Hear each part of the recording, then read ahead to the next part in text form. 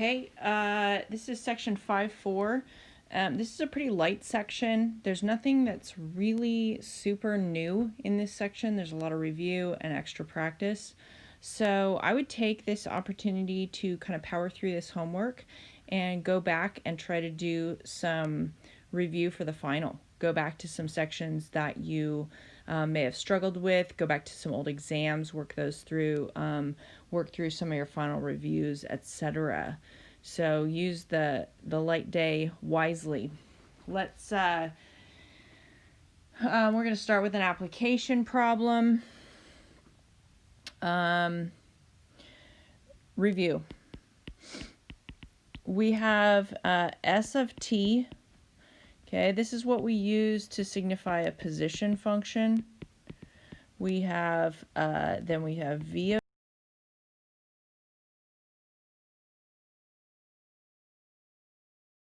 find the velocity, and then a of t, and that's going to be the acceleration. And you get from one place to another using the derivatives or the integral. So if you're going down this direction, this direction is the derivative direction. So the derivative of the position is the velocity, and the derivative of the velocity is the acceleration. If you want to go this direction, this is integration. So integrate the acceleration, get the velocity, integrate the velocity, get the position. So depending on what's given, I think in the previous sections we were given a position function and we practiced taking the derivative. Well, now you don't have a position function. They're actually asking you something about the position, and you have to know where to start.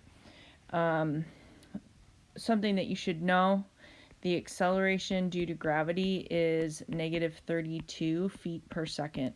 That is the acceleration based on the pull of gravity, and that doesn't change. So anytime you don't have a function in one of these physics problems, that's where you start, because that's always true with these throwing projectiles in the air. Now, there are some other problems where, there's, it's in a vacuum or different things, and they might give you a different acceleration. But if they don't, this is where you start. And then you're going to create your different functions based on what the problem's asking and what information we have. So here we go. We got this guy. He's standing on a cliff. The cliff is 250 feet in the air. This is a position. Why do I know it's a position? Because the label is in feet. Labels guide you, okay? He throws this rock into the air, okay? It's doing something like this, and he throws it at a velocity of 25 feet per second. Now, it says velocity. What if it didn't say velocity? How would I know? Because the label. Velocity is in feet per second. Let's write that. Position is a distance, so it's in feet. Feet, inches, yards, miles, okay? Velocity is in distance per time, so it's going to be feet per second. Feet per minute, feet per hour, mile per minute, mile per hour, okay, some kind of distance over time. And then acceleration is feet per second squared. So it's distance per time squared. So if you remember those types of labels, that helps you identify what's what. And when these problems give you values, usually these are initial values. So look, what's happening is this is where the guy starts. This is where the rock starts. At time 0, I've got a height of 250. Okay, initially he throws the rock. So at time 0, the height, or the velocity is 25. So what these are going to do is these values are going to help us find our c value when we integrate. All right, so let's get going. We're going to take the integral of a of t dt, and we're going to take the integral of negative 32 dt. So we're just basically integrating both sides of that equation. The integral of a is v, the velocity. Okay, remember our little grid up here. And the integral of negative 32 is going to be negative 32t plus c, a constant. And this constant is found by plugging in a velocity, okay, with a specific time. That's where this comes in, okay? At time 0, the velocity is 25. Now the problem could have given you a velocity at time 5, and then you would have plugged in 5 comma whatever that is, okay? It just depends on that's how the problems vary. So in this situation, c is 25, okay?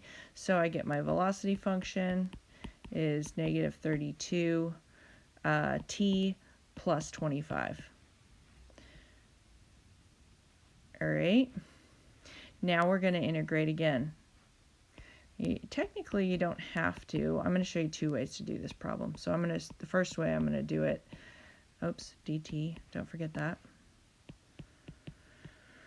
First way I'm going to do it is getting all the way back to the position function. So s of t is going to be, this is going to be negative 32t squared over 2, 25t plus c. And again, we're looking for a time and a position to plug in to solve for c. So we take our initial position.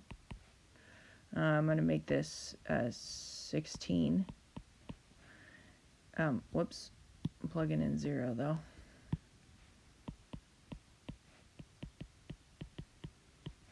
Okay, and so c is going to be 250.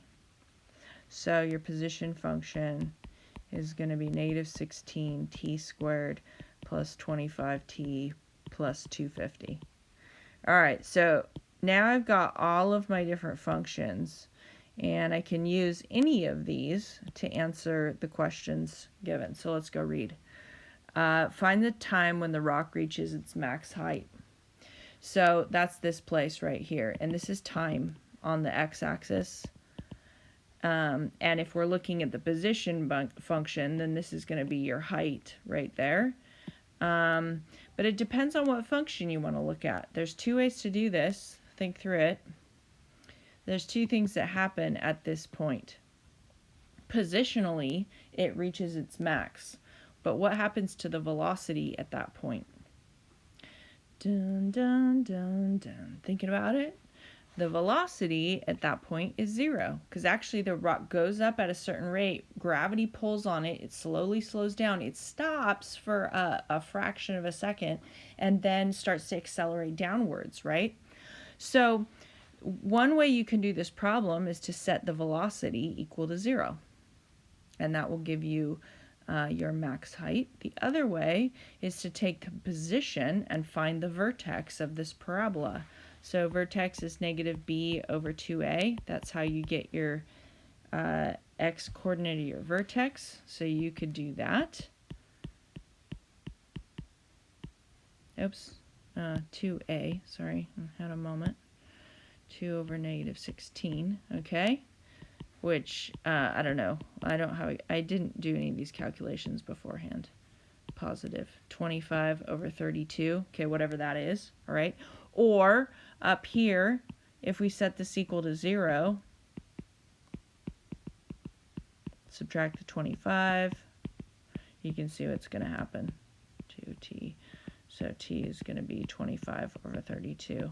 So either way, all right? Other questions that I could ask you about a problem like this, I could ask you, well, at what time does the rock hit the ground? That would be the x-intercept of the position function. That's where this equals 0. I could ask you, where's the velocity at its max? That's where then you'd set this equal to 0, find your critical points, and find your min and max. Okay, you could, I don't know. I could ask you various questions, but with these questions, you got to figure out, what am I asking about? Am I asking about a velocity, position, or acceleration, and then mess with that equation. All right, I'll let you play with those. The other thing that we talk about in this section is just a couple little tidbits on integrals to make things maybe easier, may or may not care. I won't ever force you to use these properties here.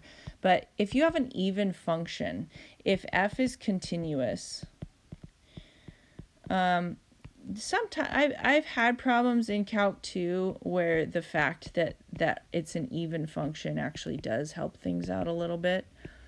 So it's worth mentioning. This property is true. Now I'm going to draw you a picture of this, okay? An even function is a function that's symmetric around the y-axis. So I'm going to take, for example, the function y equals x squared, okay?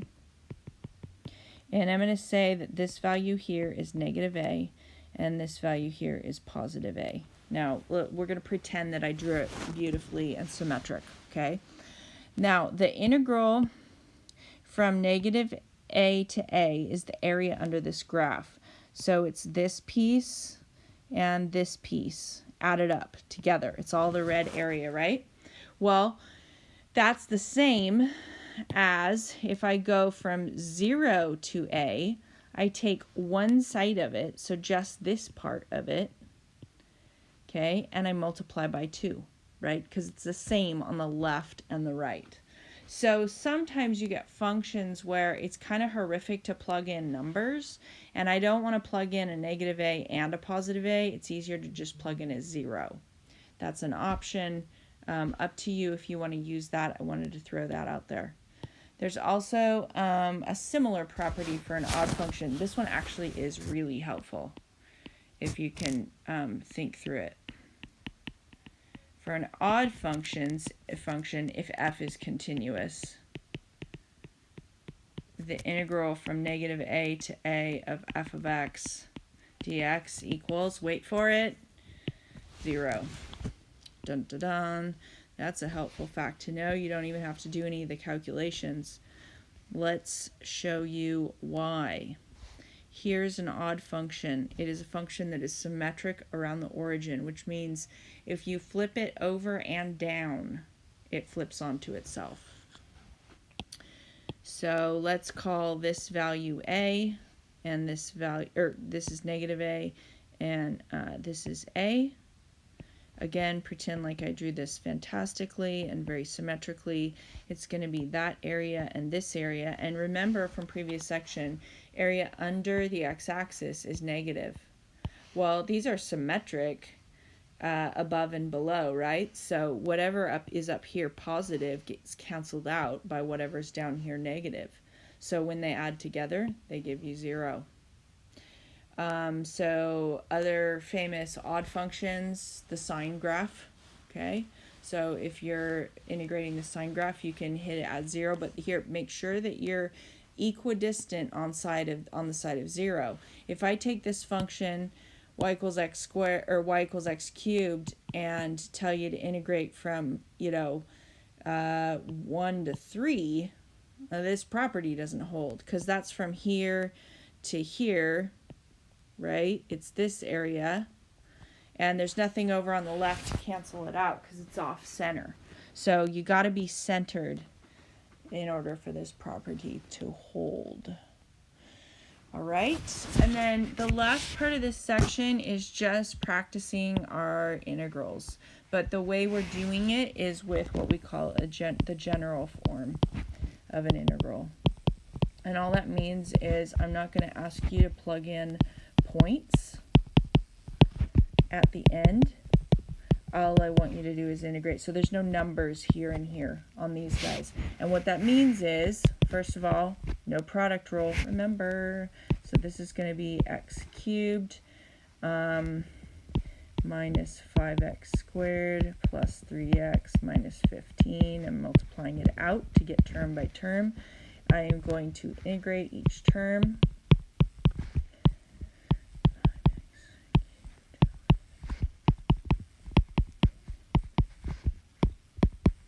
And what are we doing?